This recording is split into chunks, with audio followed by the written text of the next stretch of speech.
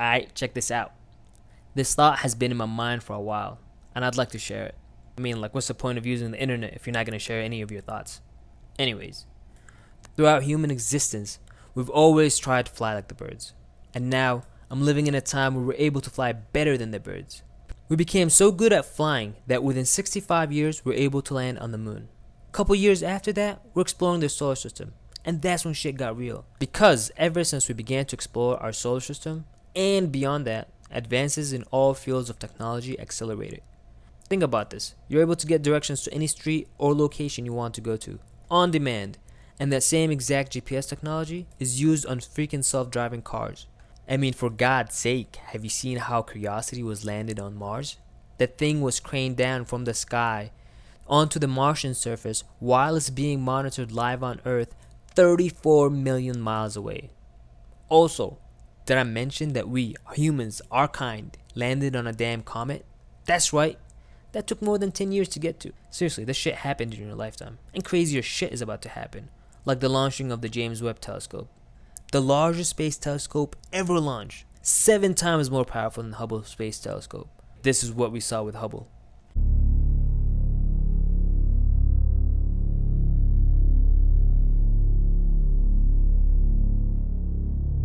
It's pretty hard for like 90% of the world population to see the beauty of the night sky, since almost everyone on this planet lives where there is light pollution.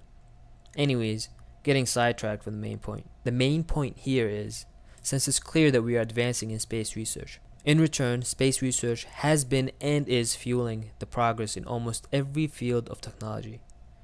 I say we utilize this shit. That's right. Think about it. Just look at human history. The Egyptians, the Romans, the Greek, the Mayans, and every great civilization on Earth had a deep connection with space. Now, some people don't have that connection with space, and I respect that. That doesn't make them wrong. It just means they have different priorities. But if you are fascinated by this and want to find out about the most recent updates and discoveries in the field of astronomy, I suggest checking out the House Committee on Science, Space, and Technology. Ever heard of them? Whoa, nah, son. I like girls. Seriously. I'm not looking at any of the politics that take place within the committee's hearings. I'm only referring to the space-related hearings. I only watch the space-related hearings because the witnesses they bring on are the leaders in the field of astronomy and are worth listening to. I mean, when you get intros like this... is a senior staff scientist at the Lunar and Planetary Institute in Houston, Texas. At LPI, Dr. Spudis' research focuses on the geological processes of the terrestrial planets and the study of the requirements for sustainable human presence on the moon. He is the recipient of numerous awards and has authored or co-authored over 100 scientific papers and 7 books. Dr. Spudis received his BS and his PhD from Arizona State University and his Master of Science from Brown University. I'm all ears. I want to know more. You'll hear things like this. In explaining why it is important to search for life beyond our planet, beyond just the philosophical elements, if you were to explain this to an elementary school student or the public in general, how might you put why this is such an important endeavor? So my answer would be more along the lines, of course, those are excellent reasons why we want to do that, and finding out the answer would be absolutely fascinating and change our worldview.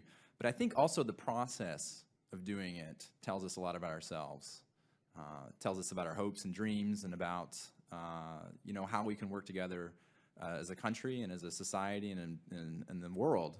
So for me, I want to emphasize the process of looking for that answer, whatever the answer may be, if it's a positive or a negative. But the process, through the process, we find out a lot about ourselves. And this. Here we see the Milky Way galaxy, a galaxy that we now know hosts tens of billions of planets in the habitable zone of their star, planets that might have liquid water on their surface. If intelligent life arose on some of these planets and developed radio technology, the emissions from their technology would proceed at the speed of light out into the Milky Way. But for how long? Life may arise, it may develop intelligence, and finally a communicative technology. But that final stage may only last for a few thousand years. But the evidence of their technology, the bubble of their electromagnetic radiation, will continue to propagate throughout the galaxy and could eventually be detectable at the Earth. With Breakthrough Listen, we will conduct deep observations for these types of emissions from 1 million of the nearest stars to the Earth that will be at least 10 times more sensitive than ever performed. These observations will cover at least 5 times more of the radio spectrum than any previous experiment. We will conduct these observations using the Green Bank Telescope in West Virginia, as well as the Parkes Radio Telescope in Australia. It is undoubtable that the next decade will be an incredibly exciting time for astrobiology. Data provided by missions like the Transiting Exoplanet Survey Satellite and the James Webb Space Telescope virtually guarantee dramatic new insights into exoplanet science, including identifying and characterizing some of the nearest exoplanets to the Earth. At the same time, we will continue to learn more about the development of life on Earth and the potential for life elsewhere in our own solar system.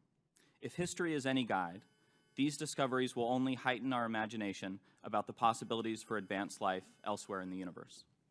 Thank you. Check him out sometimes. We have cat channels that have more views than this channel. Make sure to check back since I'm going to be summarizing some of these hearings that I enjoyed watching. And make sure to subscribe. Thanks. If we challenge ourselves, we will discover that. We always have. And I think that is the importance of what we're doing here on the Science and Technology Committee, but also in Congress and also working with our colleagues around this world, because this is not just a U.S. mission, it is a human mission.